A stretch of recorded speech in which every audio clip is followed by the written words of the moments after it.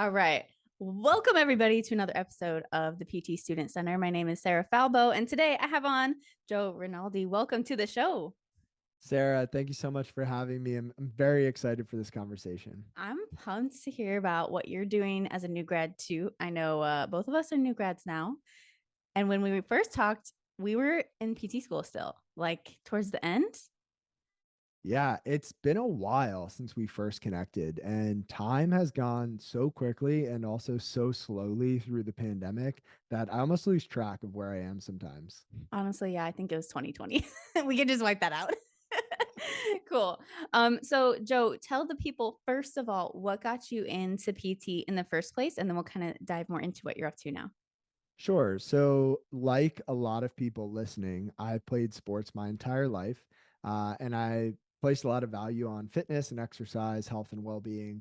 And I went to college to study molecular biology out in Pennsylvania at Bucknell University.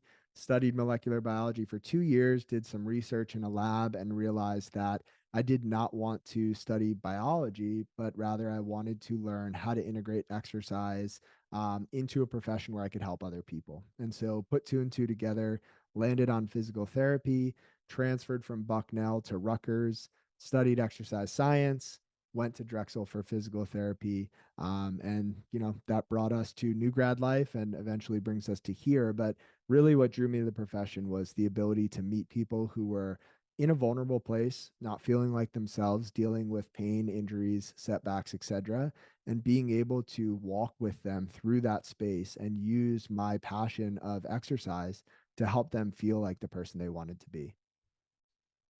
That was a smooth answer. I really like that. And that's really cool because people don't always think about it in terms of, oh, you're seeing patients in a really vulnerable space and you're helping them move through a lot more than just their injury. A lot of PTs are like, oh, I had the injury and now I'm here helping other people with their injury, which is cool. But like, it's not always the story. And so how was it? Let's backtrack a little bit. How was the transition into PT school from undergrad? So I have a little bit of a unique story, I think, and so I'll get into it a bit. And if you want me to go deeper, just let me know. But I have a genetic eye condition that's called Best disease, and essentially it causes progressive loss of central eyesight. And so I was diagnosed when I was 10, and from the time I was 10 until about 22, which is when I started grad school, had a lot of ups and downs. My sight loss is sporadic; it's unpredictable. That's the nature of the condition. But for the few years leading up to grad school, my sight was pretty stable. So I more or less just had it in the back of my mind and wasn't thinking much about it. And a few weeks before school started, I had an episode and I lost a good portion of my sight. And that really made me think twice about whether or not I wanted to pursue physical therapy, whether I wanted to move out of my parents' house and move to a new city to pursue a degree that I might not be able to finish and take out student loans that I would have to pay back. And so that was a big question mark for me going into PT school, but I decided to go anyway. And to be honest, that first year of PT school was probably the hardest and darkest year of my life for many reasons, but mostly because of what I was going through with my eyes. But outside of that, my transition was great. I mean, I had amazing classmates at Drexel University.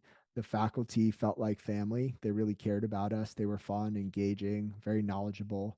And I made friends really quickly and I explored Philadelphia, got to know the city, learned a lot, and really was immersed from the beginning in anatomy and kinesiology and all these things that I really was just hungry to learn more about.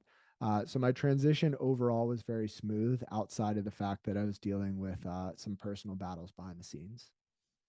And so when you were deciding to stick with PT or not because of your eyesight, what kind of questions were you asking yourself? Because we have a lot of students who listen who may have some kind of like limitation like that Mm. and are unsure if it's going to affect them as physical therapists. So one, I would say in hindsight, my eye condition has made me better at everything that I do. Not in an arrogant way, but it's made me more empathetic. I truly know what it feels like to be at a low place and to not feel like yourself. to have an issue that you hope somebody else can help give you some clarity on. And so for me, that's, eye doctors. It's other healthcare professionals that I've seen to try to help me figure this out. But it gives me more empathy as a physical therapist to be able to understand that it's truly a privilege to be able to be the provider for somebody and to be able to help somebody navigate something that's so important to them. So that's one. If you're going through something, if you're struggling with something, understand that it's a strength. It'll allow you to empathize better with the people that you get to treat. But two, I was, I was honestly, if it was just up to me, I probably would not have gone to PT school. But my parents, who I'm very lucky to have in my life, and they're so supportive, told me that I couldn't think in terms of what if, what if I go blind? What if I can't finish? What if this? What if that? I needed to think in terms of even if. Even if I lost more sight, I would figure it out. Even if I couldn't finish school, I would still learn a lot from the experience and make the best of it. So even if things didn't go as I had planned, it was going to be okay. And with that encouragement from them, I decided to go to school. And looking back, it was one of the best decisions I ever made. And so I'm really lucky that they encouraged me to do that. I love that you said it's a strength and that your parents said even if instead of what if. That's Mhm. really powerful. And I know I had said limitation, but I was hoping you would counteract that because really, whatever people are going through is never a limitation. It's a perceived limitation, right? Or a perceived strength. So I think that's really cool you brought that up. And as you went through PT school, what was maybe one of the most challenging parts that you overcame? Maybe that is the most challenging part. Like, what helped you overcome it besides your parents telling you, even if instead of what if? Like, what else truly helped you get through 3 years of a really intensive program?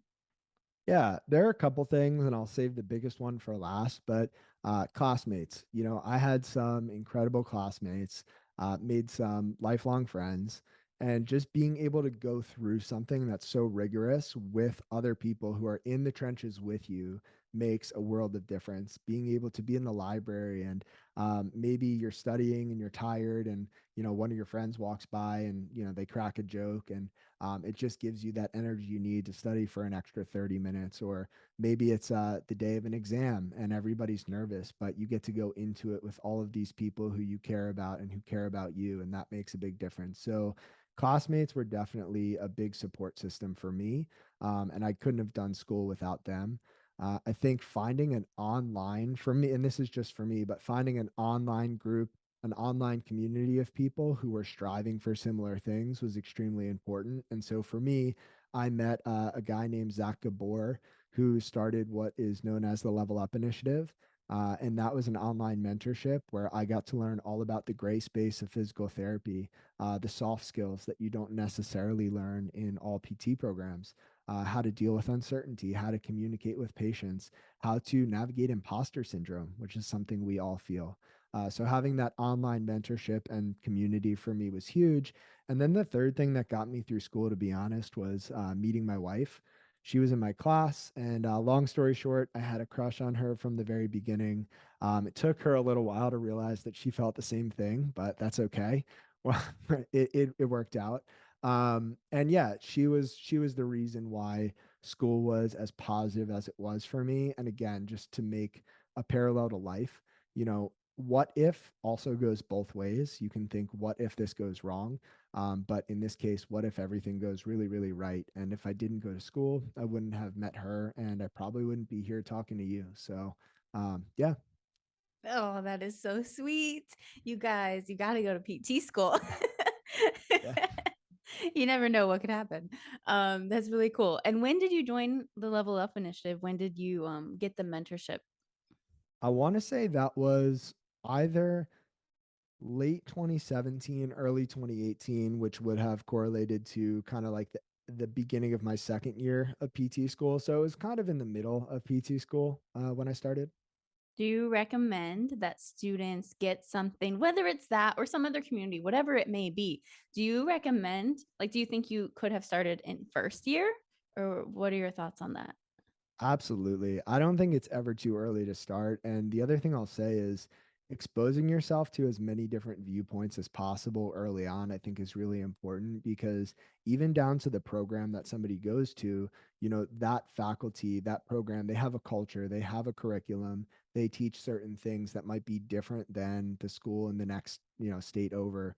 And so just to expose yourself to different people, different thoughts, different viewpoints is really important early on. Yeah, I think I did the Level Up initiative back in 2019, maybe. I'm not even sure. So it was about the same time that you did around second beginning of second year. Yeah. And honestly, it was amazing. This is not us trying to get you all to go into the Level Up initiative, although it's amazing, but like find that community for yourselves. Yeah. And honestly, it was so cool, like you said, to hear perspectives from people in different programs because Mhm. your program in your state is specifically like educating you for that state too. And Mhm. they're trying to get you to pass your board exam. And so it's not always necessarily how you're going to treat patients. Anyway, that's a whole side rant. Man, I would go too deep with that. And now what are you up to now? So you graduated, Mhm. you're a new grad ish. I don't know when people are no longer new grads. what Um, what has new grad life been like for you? Sure. So again, I think my experience is a little bit unique compared to years prior because I graduated in the spring of 2019. And I took my first job right out of school. And it was funny. I didn't even, all my friends and classmates were looking on job sites for jobs. And I just decided to look at what clinics looked cool. And I gave them a call and I went in and talked to them and ended up getting a job at a clinic I was really happy with right out of school. So I think 4 or 5 days after we graduated, I started there.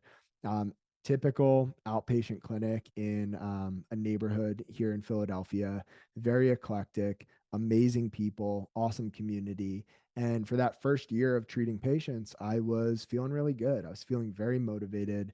You're making real money for the first time in your life after a lot of school, and you're feeling good. And so I was treating about 17 patients a day on average. At least that was what was expected of me, anywhere between 14 and 17.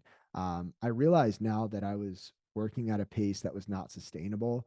I was going in early to work, I was staying late, I was working through my lunch at times, all in the hopes, to be honest, of getting a raise.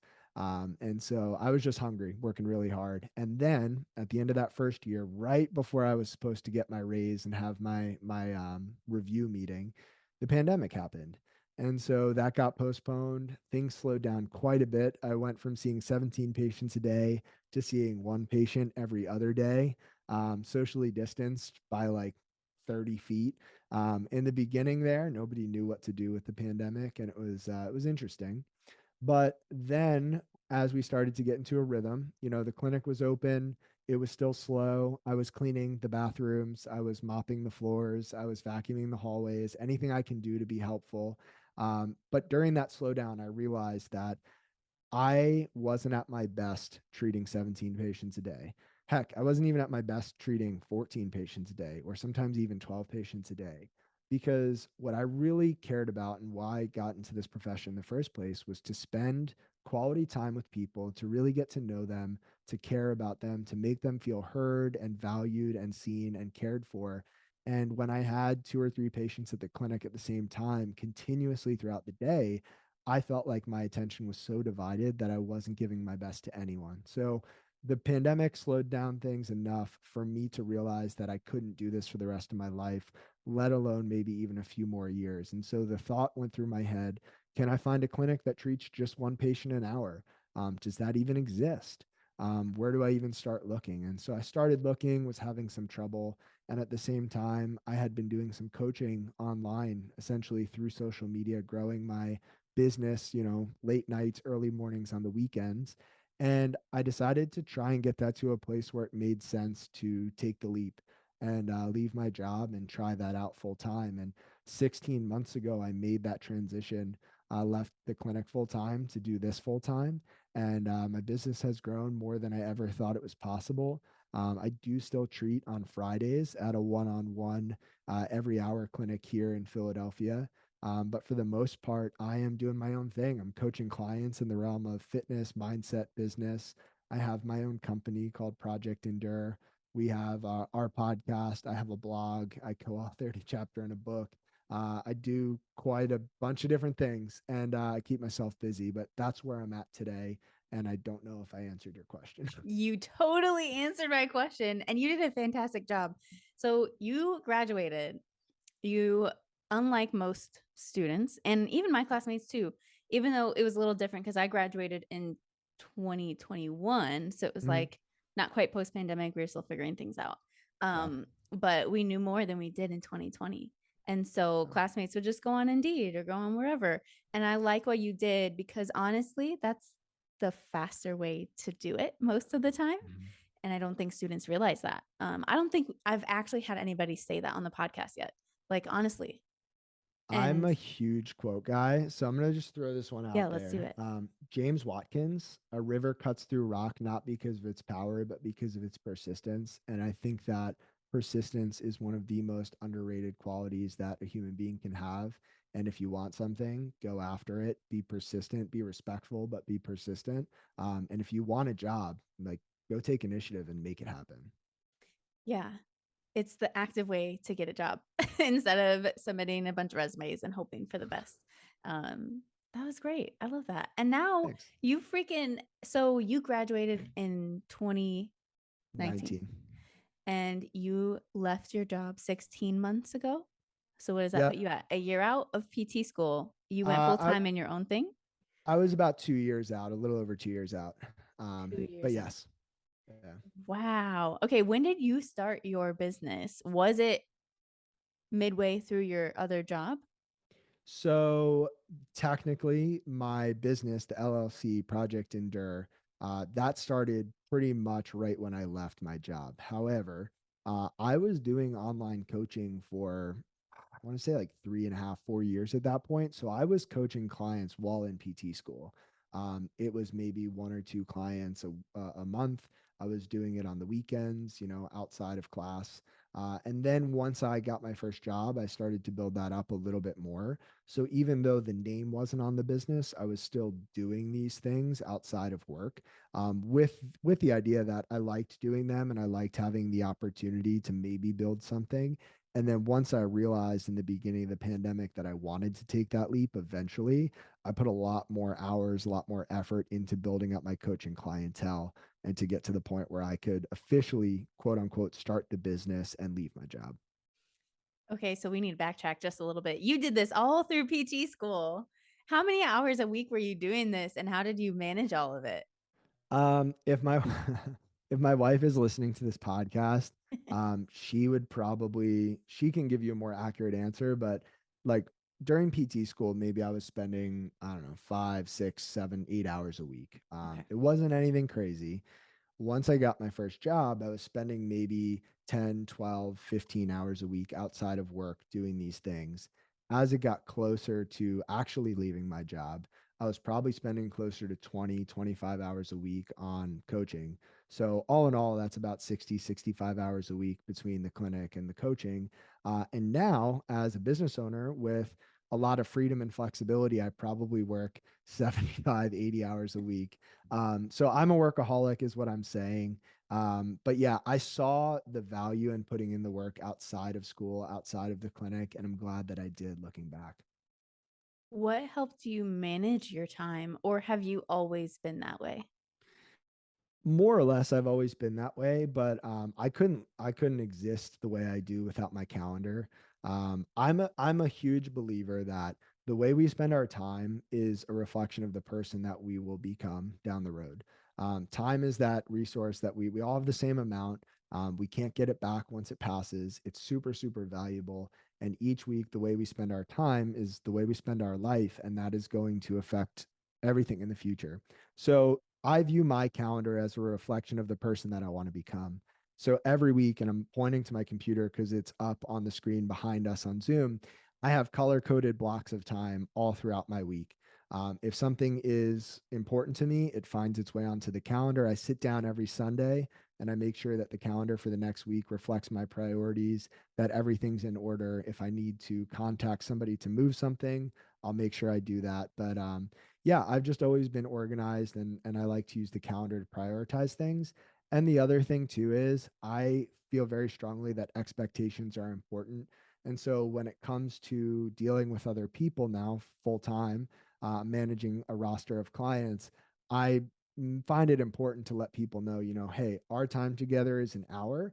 I need to be done on the hour. We'll wrap things up a little bit before, and you reinforce that with people, and people respect those boundaries. I have specific times a day where I'll respond to messages and when I won't respond to messages. And you kind of you have to live your life the way that you need to live it, and communicate those expectations to other people as to how you want to interact with them. And I think it tends to work out. So that was a long-winded way of saying yes. I'm just that person. It's not long-winded at all. I think students need to hear kind of the thought process behind it too, because in the beginning of PT school, it can be really hard to set those expectations because you might not really understand, even just in terms of study hours. If Mm, you're not working, that's a separate thing. Maybe you're just trying to figure out, okay, how do I set expectations with my study group or with my significant other while I'm in school, or with if I am working with whatever clients I have, maybe with professors, etc. So it's really valuable, like what you just said. I hope the students rewind that and listen back to it. It was good. Thank you. And also, I'll add real quick, I'm currently training for a marathon. And before I started training for the marathon, my wife, is the most important person in my life. I share my life with her. And so it was important for me to sit down with her and say, one, are you okay if I do this? And if I do this, this is what it's going to look like for me. It means I'll be getting up earlier, I'll be staying up later. We might have less time together on these specific days of the week. Are you okay with that? And it was a joint decision. And I think how that translates to PT school is, if you have a significant other, if you're living with people and you haven't started PT school yet, make sure those expectations are clear. And if you are in PT school and you realize that you need to make adjustments with the way that you spend your time when it comes to studying, when it comes to things outside of school and relationships, make sure you communicate that with the people who are closest to you, because that's probably the easiest way to avoid conflicts and make sure that everybody's on the same page. Yeah, that's a super common thing that I hear all the time. Students are like, I just don't understand why they don't get it. They're like thinking other people should just know that this is going to take more time. But having that conversation is really crucial. So I love that you and your wife sat down about your marathon training, because people who have not trained for a marathon don't understand what you just said. But Yeah. I've been there. I wish I had sat down with my significant other at the time and communicated what it was going to take, because people don't Yeah. know unless you tell Mhm. them. So yeah, that was cool. Did you do endurance events during PT school as well? Not so much. I've always been into lifting. I think I started lifting when I was 13. I would go to the local YMCA. I had no idea what I was doing. I really wish I had somebody to kind of mentor me through that phase, but no, I lifted for the most part, played football throughout high school and college, and then I got into the world of endurance sport after PT school. And I kind of wish I got into it earlier because I just find so many benefits. Running is one of my favorite ways to just clear my mind and think about things. But no, after PT school. You did a 70.3 too, didn't you? So Maybe. I almost, yeah, you probably saw that I trained for two 70.3s, and they both got canceled because of COVID. Oh. So I literally did all of the training, and then weeks before the race, it got canceled. So like in my mind, I like Matter. conquered the hardest part, but no, You not really did. technically. No. Honestly, the training is the hardest part. I love endurance events. I'm a little biased. 70.3 is a great distance, Oh honestly. yeah. So that's awesome. And now you have your own business. And Mhm. now what is a week in the life of Joe look like? Let's pull up the calendar. Yeah, let's see it. So people probably think I'm crazy, and I am. I'm self-proclaimed crazy. I think that's a good thing. Another favorite quote of mine is from Friedrich Nietzsche, who said, "Those who dance are considered insane by those who can't hear the music." And I think that applies to anybody in PT school because there are probably people in your life who might not understand why you are pursuing 3 more years of grad school for this profession, or why you study so much, or why you do what you do. And it's okay if they think it's a little crazy. They're just not dancing to your music. So, with that being said, On Mondays, I usually get up at 3:30 in the morning. I make sure that the podcast posts for the week are all set, that all that material is scheduled and finalized. I go train a client at 5 a.m. in downtown Philadelphia, train another client at 7 a.m. downtown Philadelphia. Then I have my own workout, lifting and endurance block. And then after that, it's essentially client calls from 11:30 in the morning until 8 at night. For all the other days of the week, my day starts off with some me time in the gym, on the roads, lifting and running. And then it's a mix of in person clients here and there spread throughout the day, but mostly client calls and Zoom calls. So I'm essentially on probably 8 to 9 hours of Zoom calls every day of the week with some in person sessions mixed in, and then a podcast recording on Tuesday, Thursday evenings. And then Friday, I try to wrap things up by 6 p.m. And Saturday is a day where I get my long run in, and then I don't do any work. And I try to spend that all with my wife. So most days start around 3, 4 a.m. and around 7 p.m.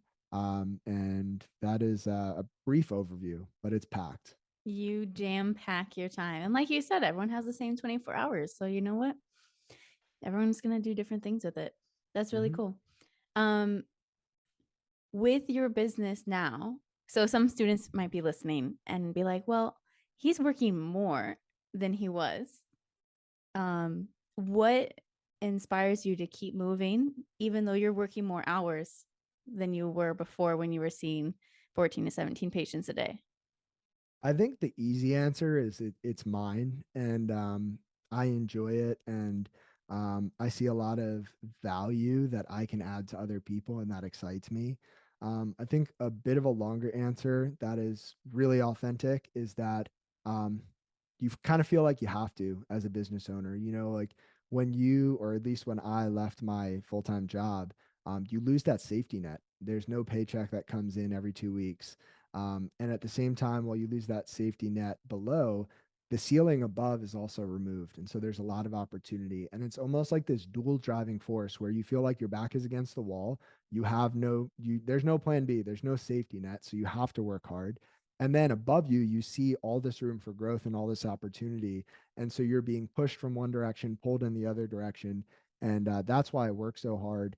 And I think anybody who does their own thing could probably relate to that in some way. What do you like to do in your free time when you're not working? You said you love spending time with your wife. Obviously, you do your long runs. Do you have any like cool hobbies that you like to do?